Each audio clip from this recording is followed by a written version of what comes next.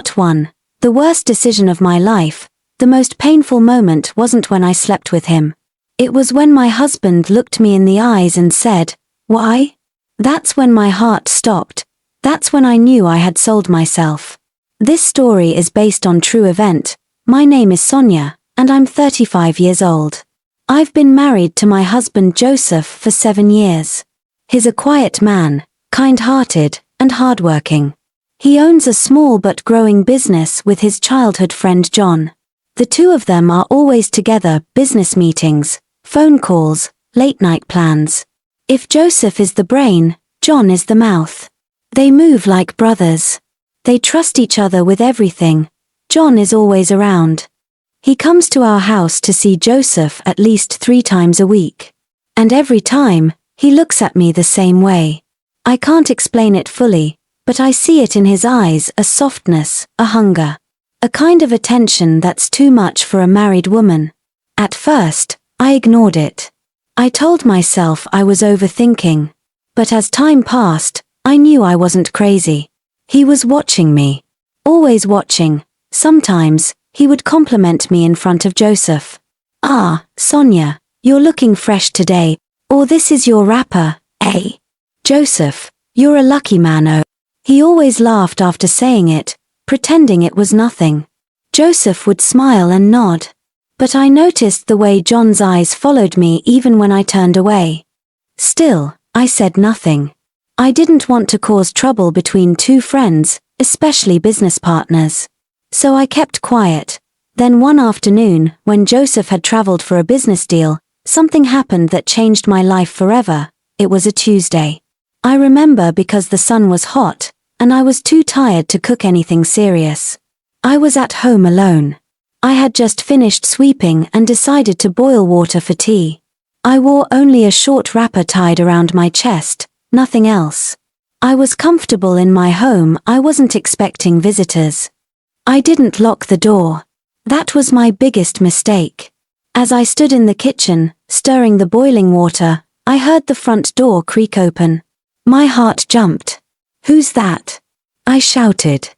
No response. Then suddenly, John appeared at the door of the kitchen. He smiled but I froze. He stared at me, not at my face, not at my hands, but at my chest. My whole body felt exposed, even though I was covered. "Ah, Sonia. Sorry, I didn't know you were dressed like this," he said with a grin. I pulled the wrapper tighter around me. "Joseph isn't around," I said quickly. "He traveled yesterday." "I know," he replied. "He told me.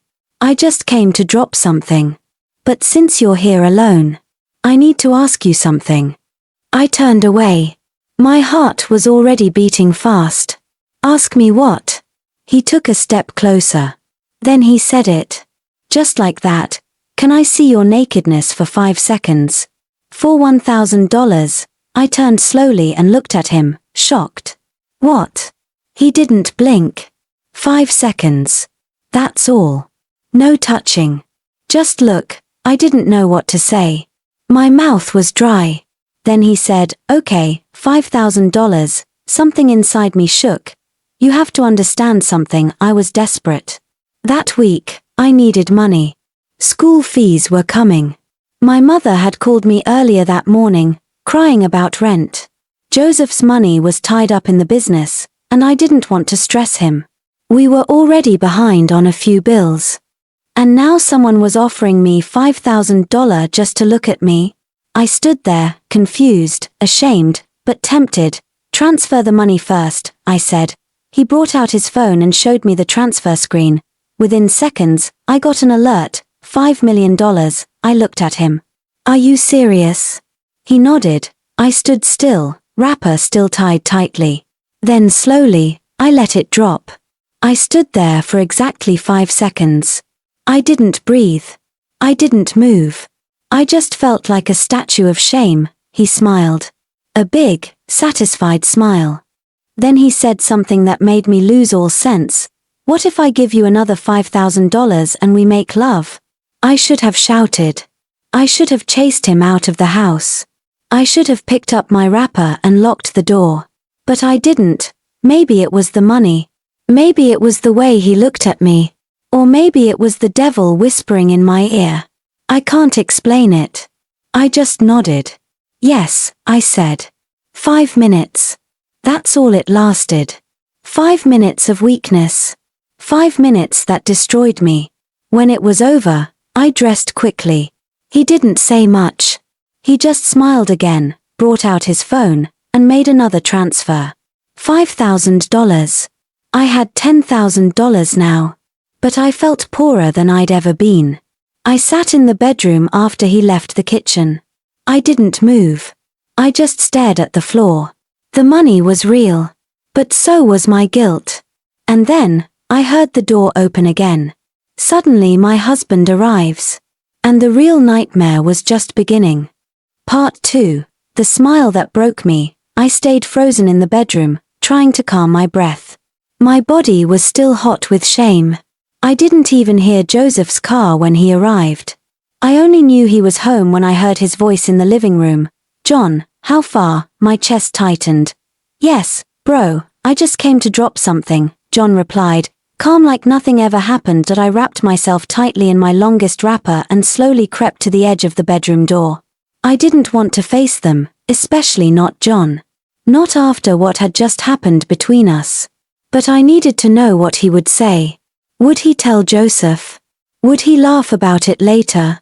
Then I heard it. The lie that shattered my soul. I was in a hurry, John said. I had to rush my daughter to the hospital. So instead of waiting for you, I sent the $10,000 straight to your wife. You told me she handles your home finances, right? My heart jumped into my throat. My hand grabbed the wall for support. Ah, no problem, Joseph said. She didn't tell me anything. Sonia. He called. I couldn't answer. He called again, louder. Sonia, come. I walked out slowly. I tried to stay calm, but my legs were trembling. My eyes met John's. He was sitting comfortably on the couch, legs crossed, sipping from a glass of juice I didn't serve him. And then, he smiled. That same evil smile. My husband turned to me. Did you receive the money John sent? My mouth went dry. John was watching me like a man who had won. I could feel the sweat behind my ears. My eyes filled with tears, and I quickly looked down to hide them. Ah yes. I saw the alert, I whispered. Joseph smiled, not noticing the crack in my voice. Good. Just keep it for now. I'll use it for my mum house repairs next week. I wanted to scream. That money was meant for his mother's roof, the roof that had been leaking for months. And I had taken it. With my body, but I said nothing. I nodded again and walked back to the bedroom. Behind me, John stood up, stretched his arms, and said, let me start going. Traffic might hold me on my way express. All right, no problem, Joseph said. Thanks again, my guy. No problem, John replied. Your wife is a strong woman. You're lucky to have her. I didn't look back. I didn't want to see his face again. The door closed behind him, but his presence stayed in the room like a bad smell. Back in the bedroom, I sat on the floor. My hands were shaking. My stomach felt like it had turned to stone. I stared at the phone in my hand, the bank alert still glowing on the screen. Credit, $10,000, from John. I wanted to delete the message. I wanted to throw the phone against the wall. But I couldn't move. I felt paralyzed. Like I had handed over my soul and couldn't get it back. A few minutes later, Joseph entered the room. He sat beside me on the bed. You don't look well, he said. Are you sick? I shook my head. Did John say anything weird to you? He asked. My heart skipped. Was he suspicious? No, I lied quickly. I'm just tired. He pulled me into a hug. I stiffened. I didn't deserve it. I really appreciate how you help me manage everything, he said. Even with short notice, I can count on you. You're my backbone. I felt like a knife had been pushed into my chest. Tears rolled down my cheeks, but I wiped them quickly so he wouldn't notice. He smiled and kissed my forehead. Try to rest. I'll warm the soup myself tonight. He left the room. I sat there, looking at the closed door. That man loved me. He trusted me. And I had betrayed him with the worst person possible, my best friend. The next morning, I stayed in bed longer than usual. I didn't want to get up. I didn't want to face anything or anyone. I kept asking myself one question: why did I do it? Was it just the money? Or was it the attention, the moment, the fear of not being enough? I didn't even know anymore, but I knew one thing: I couldn't look Joseph in the eyes. I started avoiding him. I cooked and cleaned like normal, but I avoided long conversations. I avoided his touch. I made excuses when he wanted to sit beside me and chat. He didn't complain, but I knew he noticed. Meanwhile, John started acting like nothing happened. He still came around. Still joked with Joseph. Still smiled at me like he owned a piece of me. One afternoon, when Joseph wasn't home, John came again. I didn't open the door. I stayed silent. He knocked, waited, and finally left. Later that night, he sent a message: no hard feelings. We both got what we wanted. Relax. I wanted to vomit. I blocked his number immediately, but I knew the damage was already done. 4 days, I lived like a ghost in my own house. I couldn't touch the money. I hated it. I wanted to give it back, but I didn't even know how. If I returned it, Joseph would ask why. And if I lied again, the guilt would only grow heavier. Every time Joseph held my hand or smiled at me, I felt my heart sink deeper. I didn't just cheat on him, I cheated with someone who should have protected him. And worst of all, he was still calling John his brother. The truth was locked in my chest like a prisoner, begging to come out, but I didn't know how to speak without burning my marriage to the ground. Part 3, My Silent Prison. I stopped living the day John left my house with a smile. Every morning after that, I only existed. I cooked, I cleaned, I sat with Joseph when he came home from work. I smiled when he smiled, I laughed when he told a joke. But inside, I was gone. A dead woman walking. The hardest part wasn't what happened. It was carrying it, alone. I couldn't sleep at night. Each time I closed my eyes, I saw John's face. I heard his voice in my head, repeating those words: we both got what we wanted. But I didn't get what I wanted. I got something else, something I couldn't wash off, something that followed me like a shadow. Joseph was still his usual self. He didn't suspect anything. He kept trusting me, loving me, talking about plans for the future. He even started drawing house plans to surprise his mother with a renovation. He wanted me to be part of every detail: tile color, furniture style, roofing design. I sat beside him as he talked, and I wanted to scream. I wanted to tell him, don't use that money. Please. It's not what you think, but my mouth refused to open. My shame kept me silent. One day, as I folded his clothes in the bedroom, Joseph came in with his phone. John wants us to have dinner together this weekend, he said. Just the 3 of us. He said he'll cook. I dropped the shirt in my hand. Dinner? Yes. At his place. I shook my head too quickly. I don't want to go. He raised an eyebrow. Why? You always liked John's food. Remember his pepper soup? I forced a smile. I'm just tired lately. Maybe we can go another time, he nodded slowly. All right. I'll tell him. He didn't push it, but I could see he was a little surprised. I'd never said no to John before. That was the beginning. From that day, I made sure to avoid being around John at all costs. When Joseph invited him over, I found excuses to stay in the room or leave the house. If John sent messages, I ignored them. I never unblocked him, but even though I kept him away, I couldn't keep the guilt away. It was always there. In the walls. In Joseph's eyes. In every moment of peace that I didn't deserve. One evening, about 2 weeks after the incident, Joseph came home with a big smile on his face. Sonia, he said, guess what? I was cutting vegetables in the kitchen. What? John wants to make you the company's financial secretary.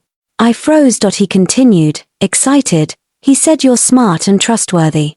And since you already help me with the money at home, why not help the business too? It's part-time. just managing expenses and balancing records. My hand was still holding the knife, but it felt heavy like a brick. He said that. I asked slowly. Yes. He even said you've got a sharp eye for detail. I was surprised he suggested it, but I agreed immediately. You're perfect for the job. I felt sick. Joseph trusted me so much. He was now handing me to his business. I wanted to refuse, but what excuse would I give? If I said no, Joseph would get curious. He'd ask questions. And if I told the truth, it would break him. So I smiled, barely. Okay, I said. If it helps, I'll do it. Inside, I died a little more. The next Monday, I visited the office for the first time. I wore the plainest dress I owned and made sure not to put on makeup or anything that would bring attention to me. John was already there. He stood up when he saw me. Sonia, he said, acting like everything was normal. Good to see you. I looked straight at Joseph and avoided John's eyes. Good afternoon, I said quietly. Joseph smiled and pulled out a chair for me beside him. Let's start. That whole meeting was torture. I couldn't focus. I kept thinking of what John had done, and how calmly he was sitting across from my husband, pretending like he hadn't stolen something that didn't belong to him. Me, after the meeting, as Joseph walked me to the car, John followed behind us. I'll send you the documents by email, he told Joseph. Then he turned to me and said, Welcome to the team. I didn't reply. I just got into the car. As we drove home, Joseph looked at me. You're really quiet. Are you okay? I said yes, but the truth was I was dying inside. That night, I lay beside my husband, watching him sleep. His face was peaceful, relaxed, and innocent. He trusted me, loved me, protected me, and I had betrayed him. My chest burned. I turned away and cried silently. I started asking myself dangerous questions. Should I confess? Would he forgive me? Would he believe it was a mistake?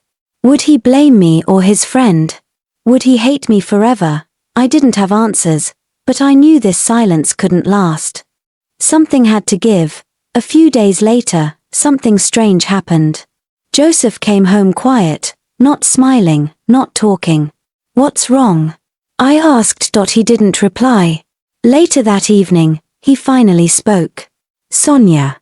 Do you think John is too friendly with you? My heart stopped.